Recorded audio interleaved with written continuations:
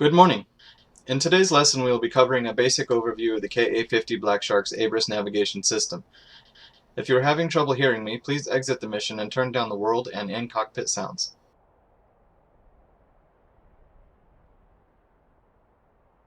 The ABRIS AMMS or Advanced Moving Map System is a supplemental navigation system that is designed to display the aircraft's location using GLONASS and Navstar satellite data and displays your location on a digital moving map of the area. The ABRIS also displays pre-programmed navigation info such as flight route, markers, objects, numeric calculations, and targeting data. Let's provide some ground power to get started. Turn on the two battery switches on the right side panel.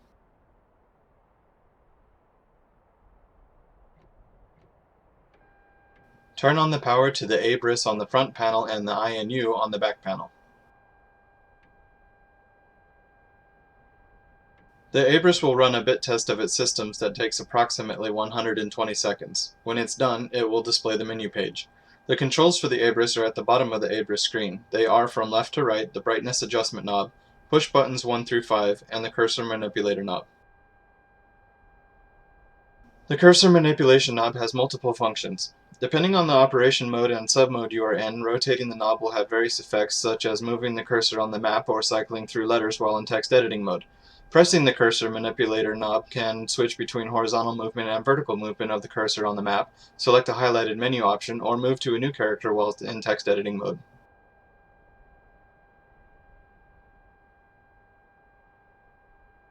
The ABRIS has four main operating modes: Nav, Arc, HSI, and Menu. You can cycle through them by pressing push button 5. In this mission we will be primarily focusing on the ABRIS.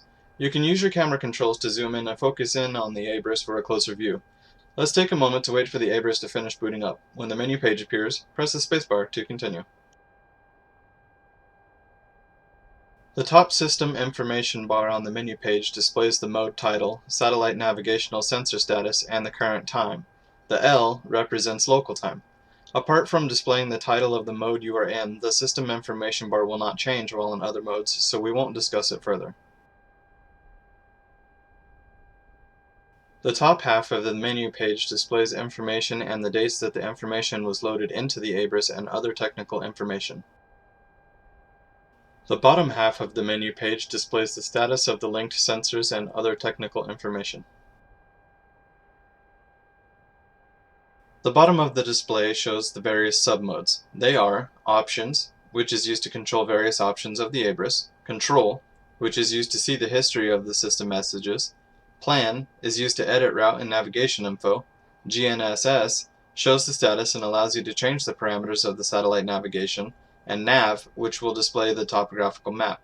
Press push button 5 to go to the nav screen. This is the moving map screen. It displays elevation, cities, towns, bodies of water, power lines, etc. It also displays an icon of your aircraft aligned on your current heading or path depending on the ABRIS options. The current route is displayed as blue dots for the waypoints, and blue course lines connecting them are the flight path. The ABRIS also displays additional information such as pink airport circles and NDB radio bearing stations that are displayed as concentric rings of black dots. The ABRIS will also display any known threats, including known anti-air defense detection circles that have been pre-programmed into the ABRIS prior to flight.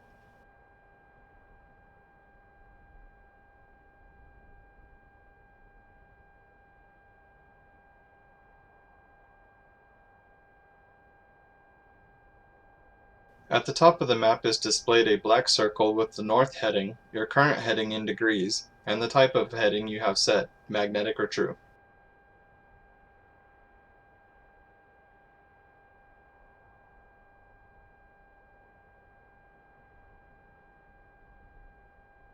The map scale is in the bottom right of the map.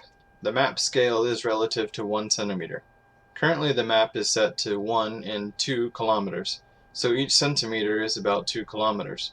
When estimating ranges on the map, keep in mind that the ABRIS screen is about 16 centimeters in width. The bottom part of the map shows route navigation data and is organized into 5 fields. The first field displays ground speed, bearing to steer point, flight time, altitude, and geographical coordinates. The parameters are unstable because the GNSS cannot provide accurate data while the aircraft is stationary.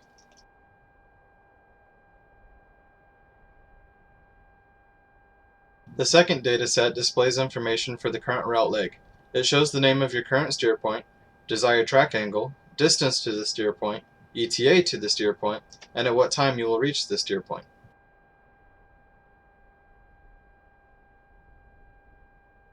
The third dataset displays information for the next steer point. The information displayed is the desired track angle, distance to the next leg, ETA for the next steer point, and flight time along the next route leg. The fourth dataset displays cross-track error, or XTE, deviation in distance from the route course line. The XTE scale is displayed on either side of the XTE and is currently set to 5 kilometers. To see the XTE in action, press push button 4 or suspend to manually suspend the current steer point and select the next one. You can use suspend to cycle through the waypoints in your flight plan manually. When you suspend the steer point, a green line appears showing you the direction and distance to the current course track.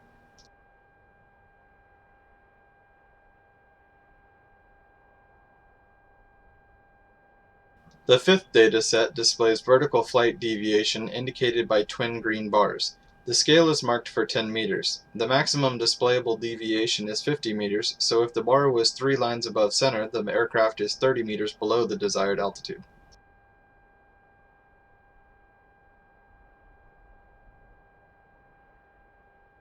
The message line above the submode menu bar shows system messages. The history of system messages can be viewed in the control submenu.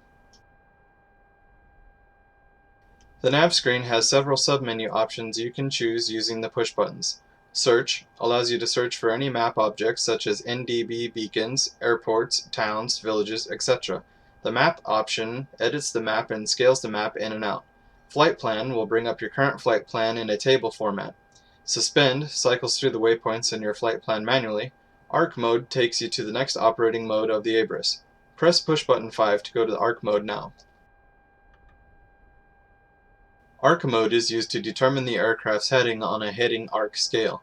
The scale is marked for 5 degrees. The arc mode will display all the symbols that are on the nav or map page of the ABRIS, but without the topographical map for a less cluttered view. The current heading and type is indicated above the heading scale in either true or magnetic north.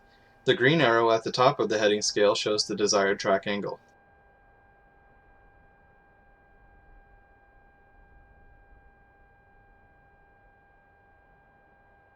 The arc mode also displays 2 RMI or radiomagnetic indicator headings on the heading scale indicated by a red and yellow greater than symbol. The RMI indicators can be changed in the options submenu. RMI 1 currently indicates heading to the selected steer point, and RMI 2 is displaying heading to the NDB radio bearing station that has been selected on the ADF. Currently we don't have an NDB bearing selected, so no heading indicator is displayed.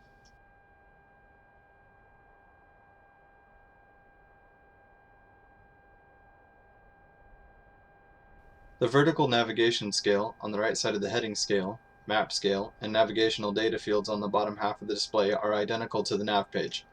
The ARC submodes are the same as nav mode except for push button 5 that will take you to the HSI screen. Press push button 5 now to go to the HSI operating mode. The information on the HSI page is identical to the ARC mode but contains no map symbols, and the heading scale is now a complete circle. The desired track angle needle extends through the whole scale and includes a green dynamic centerline. The dynamic centerline indicates cross-track error and is marked for 2.5 kilometers. The HSI mode also functions and mimics the functions of the actual mechanical HSI. Press push button 5 to return to the menu page. This completes today's lesson of the ABRIS AMMS main operating modes. You may continue to explore the various pages of the ABRIS, or you may exit the mission at any time.